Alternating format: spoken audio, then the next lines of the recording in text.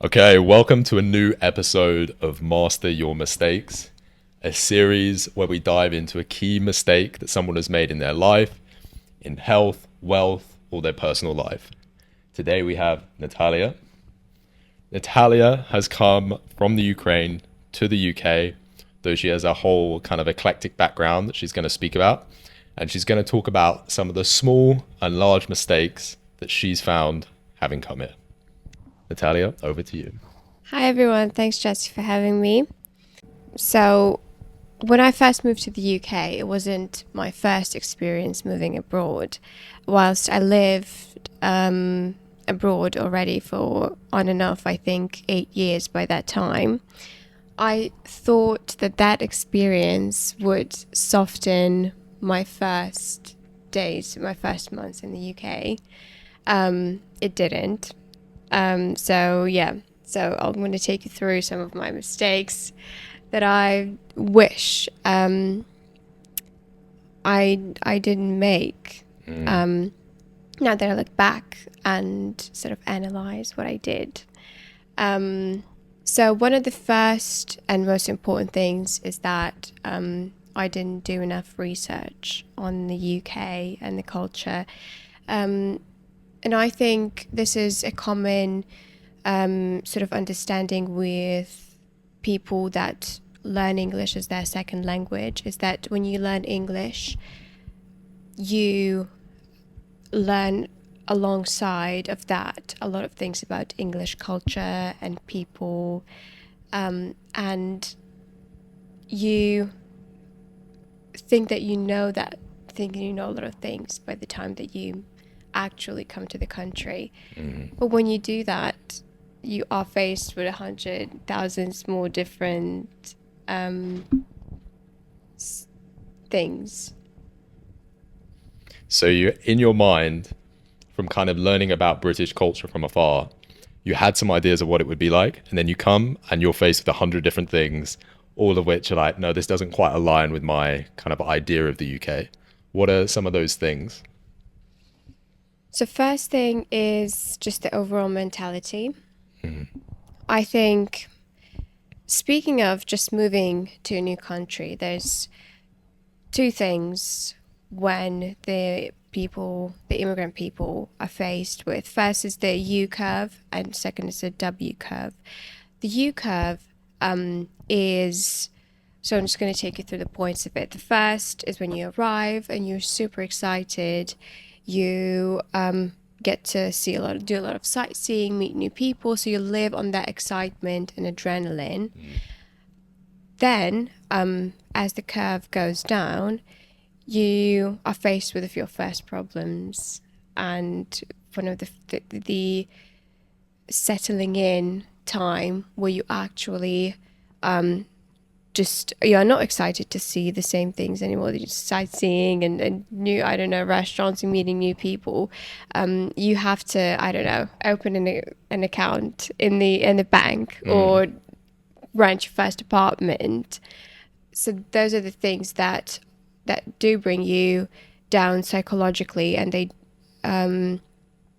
do have an effect, but they can be quite a long time as well, where you can't find friends for a long time, you can't find a job. So it really depends on the experience.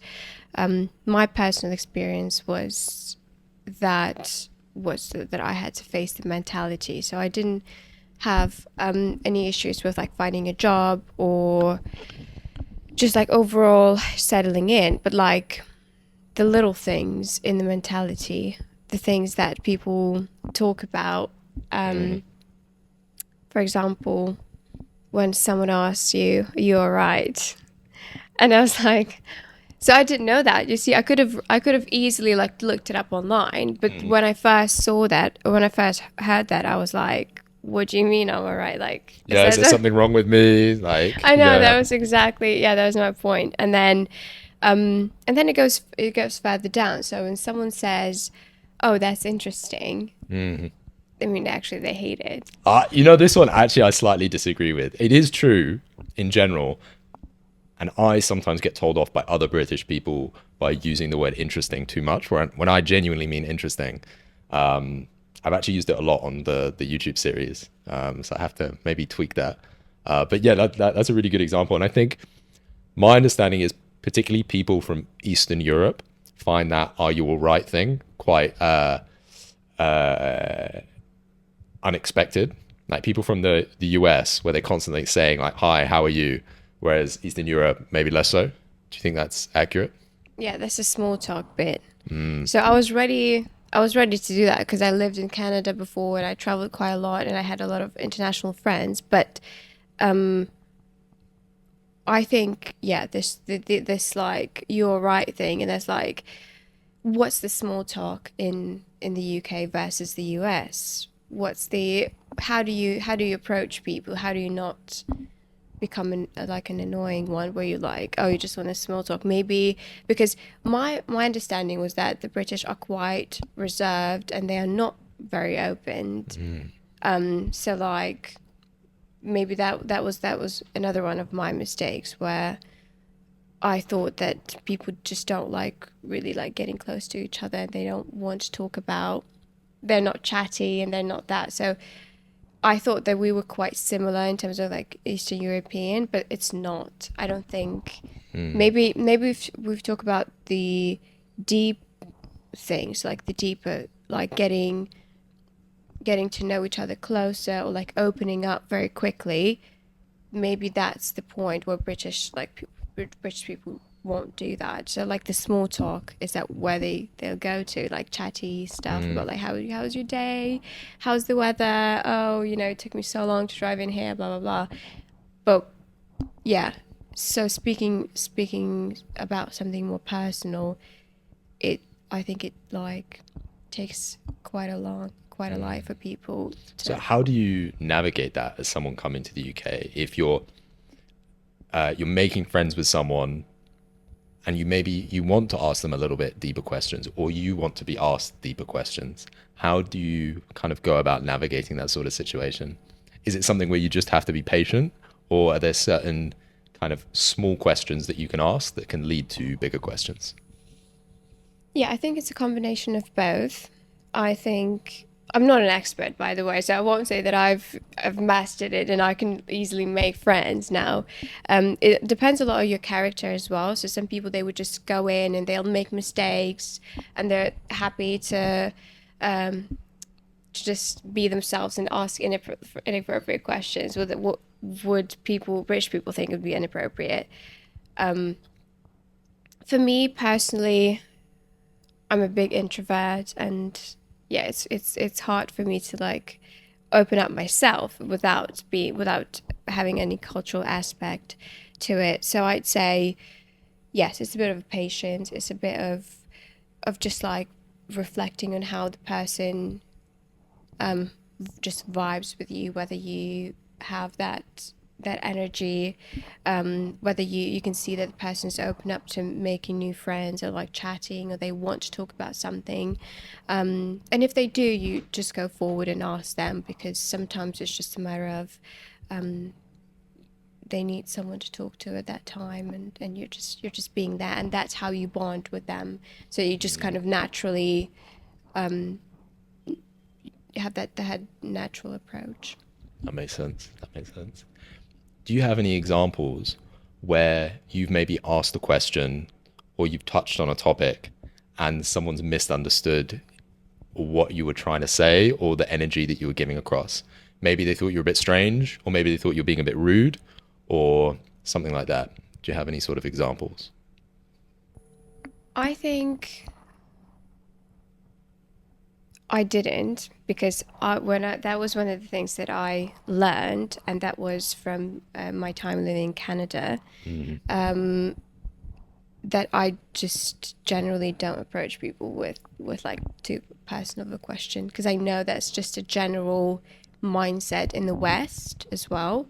So maybe in Canada, just like back in the day, I was when I was still like trying to learn the differences of mentalities. Maybe I asked like a couple of questions about boyfriends or like family, something that the person just wasn't, were just, yeah, they were just like gobsmacked and they just didn't want to talk about it. They were like, oh, okay. So they'd would avoid the topic.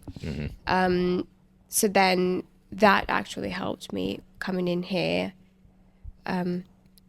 just being mindful of everything that I say, which is kind of, again, is the things that that every, I think, person's moving to a new country, they have to watch, I think, and they have to learn that you just really have to be self-aware, because whilst there's some countries that are more open to, sorry, let me just say that again. There's some countries that are more open to new people, that are more open-minded, so they don't mind when someone says something that they are not comfortable with. There's other countries that are just not that familiar with like people from other countries. That's interesting, and let's pick up on that in terms of maybe some of the differences between the UK and Canada, and maybe some other places that you've traveled to that you think it's just a completely different vibe in terms of the sorts of conversations that you can have. So UK and Canada are quite similar. I think because of the background, so like Canada is mostly English immigrants as well, so very nice, very polite, saying sorry. It's like 100,000 times a day, even if it's not your fault, you still say that. So yeah, it's just generally, I think, even for Canada and the UK, again, it just depends on like when you make friends. So let's say people make generally like good friends for life, where they're like soulmates, where you can like literally tell that person anything. It's the high school / early university period, and then anything after, whether your work friends, whether it's your friends, hobbies friends, that all is very like surface level. So you won't actually, like, it is harder. The older you get, the harder it is to make friends. Yep. This is something you hear quite a lot, and you have to be a lot more maybe intentional about it when you want to make friends. Whereas when you're like younger, it just kind of happens naturally over time because you're in the same space. And I wanted to actually ask a question on, you talked about the U curve, so high excitement, then big crash. What's the W curve as well? So the W curve occurs when you go back home for the first time. So let's say we were at the bottom of the U, where you're hit with all the issues and the problems. Then you go back up. That's where you make friends, you settle in, you just start living your normal life.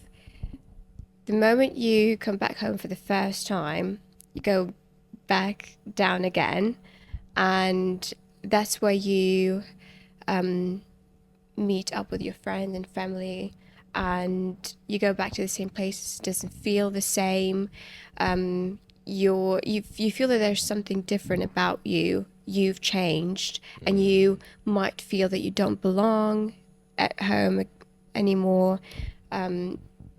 And some people, they just, on that, when they're both at the low of U or W, they go back to their home countries, because that's their way of like coping. They escape, and they just like never. So like that's where the people who just can't settle in, that's where they go back home. There's a lot of stories where people just can't overcome those type of problems, and the same goes for W. So about halfway through the W curve, this is like the make or break moment, the kind of moment for big growth, or the moment to say, actually, no, this is enough for me and I'm going back home. Yeah, so it depends on whether you are able to overcome all of that, all of those problems and issues, and probably just like the emotional part of it, is the most importantly, because you can still you can still do well. You can have a job. You can I don't know, have no problems with rent or anything. But it's probably the emotional part is more than anything. It's like making friends, have a sense of belonging. Whether you actually just like vibe with the country, basically. So then naturally you're still on this journey and it's always like a continual journey. But even at the point that you're at, what would your advice be to somebody who is earlier on that W curve? What would be your advice be so that they have a positive experience of moving to the UK? Definitely, again, going back to my first point, do as much research as possible. Talk to every single resource that you can, YouTube videos of people who've moved. Look up what are the best cities to live in, but like not the actual like Google data, but like look it up on TikTok, or maybe some like different sources of data, so that you're not just you don't have just like that what's it called, like the Google driven data, was like the websites that show up and they give you like the All the sort of clickbait articles, like yes, 10 things to watch out for. yeah. You're saying that's like only a little bit useful. What's much better is like personal stories. Yeah, because that's happened when I moved to Canada. So the difference is between Canada. So I moved to Canada for studying, and to the UK it was because like circumstantially after the war. So there were two different types of moving. So I can't really compare those two. But what I can say for Canada, I just did like a very surface research, and at that time, Canada was like one of the best places to live on earth. It was like one of the happiest places, but I didn't dig deep enough into that data. And even at that time, some of those percentages were like looking into going to decline. So now it's like changed. And now there's so many depressed people in Canada, and it's not the best country to live in anymore. So again, that's why I'd say, like, you know, it's a big thing. It can be really stressful to your body and soul. So yeah, you have to take it more seriously. Body and soul is the adjusting to the lack of sun, and then the soul is the emotional aspect. Is that fair to say? What do you mean, lack of sun? As in, you said it can be stressful for your body and soul. How would you kind of describe that stress? Yeah, so it's like a different level of stress, because there's just like the burst of emotions that you feel. When on one hand you understand that this is like one day it'll just finish, and then you go back to normal. But then again, this UW curve is like, you know, a roller coaster of emotions that you go through, and then even you can even like not notice it, but then there's just people just take it differently. Some might develop health problems, some might have health problems. That's cool. And there's quite a subtle point that you touched on there, which is this idea that, if I'm right in saying, you feel like at some point you'll get back to normal and you'll like settle in, but you're kind of saying be ready for like the ups and downs to just keep continuing. Yeah. Gotcha. Okay. Do you have any final pieces of advice, or is there another mistake that you'd like to touch on? Make sure that you check your health before Your what? you check your health. Check your health. Yep. Because yeah, it's just I think one of the first things that you move in is like you do get like GP sorted and everything, but it's like having a medical history. If you have any medical histories, like, you have to be extra cautious. That it doesn't have to be UK, but it's like any country. It's like, how do you how do you ensure that this is like the least stressful process for your body as well? Gotcha. And now a really specific question is Ukrainians coming to London, where can they find other Ukrainians if at some point they just want that feeling of home? So we do have loads and loads of communities online, whether it's Facebook or Telegram or Instagram.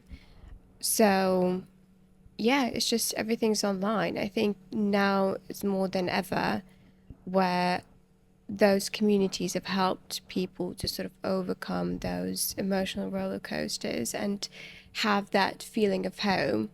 So yeah, there's literally, I think it's so different now because even a couple of years back when I was abroad, it wasn't that popular. So now there's more restaurants, there's more events for Ukrainians. So yeah, and that all can be found online. So what's some advice that you'd give to anyone from any culture coming to London? So for me personally, I always like to try something new. So if you have like 3 days in London, try to like make sure that you just take the benefit of London's diversity. So the first day you'll try something British. The second day you'll go for something like more like spicy food, like a good tikka masala, or like you go to like Southall and you experience like that sort of culture. I've seen a lot of people do that. And the third day, I don't know, it just depends. Like probably like go to Camden and like explore that side of town, or go somewhere more like west or east and experience a bit of English countryside. That's a big That's That's a good one. That's a good one one. for me. Yeah. And more controversial question, is there anywhere that in your opinion it's just not worth visiting?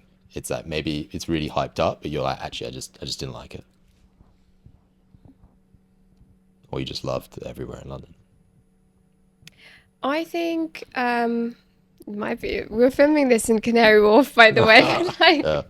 it is Canary Wharf for me. Yeah, fair enough. It's just it's a good part to have like a city part in every big metropolitan city, but it's literally is nothing. Is not yeah. It's not much to see here except for maybe the shops and yeah, a bit of skyscrapers. But there's much more to London than Canary Wharf, so I wouldn't recommend going there. And it is like in every big city as well. So For sure. For sure. Cool. I like that. Natalia, thank you for coming on the podcast. Good to have you. thank you. Boom. Sorted. Yep.